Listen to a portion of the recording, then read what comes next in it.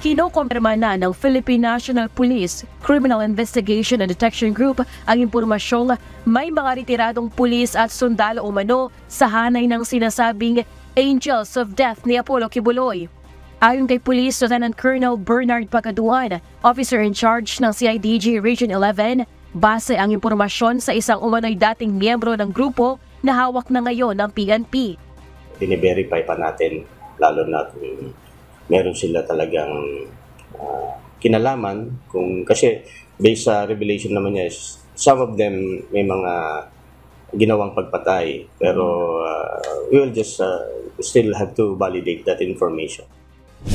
Sa impormasyon ng CIDG-11, nasa 50 umano ang miyembro ng naturang grupo at ilan sa mga ito ay dating pulis at sundalo. Sinasabing armado rin ang mga ito kaya inaalam na ng mga otoridad kung may nakarehistrong baril ang mga personalidad na sinasabing bahagi nito. Meron na kaming report niyan at meron na kaming hinahanap at meron na kaming bine-verify na mga names of those persons or personalities na allegedly members ng Angels of Death. More or less nasa yung binigay sa amin, yung informant namin ang binigay sa amin nasa more or less 50. So dito pa sila? Yes, nasa Davao region.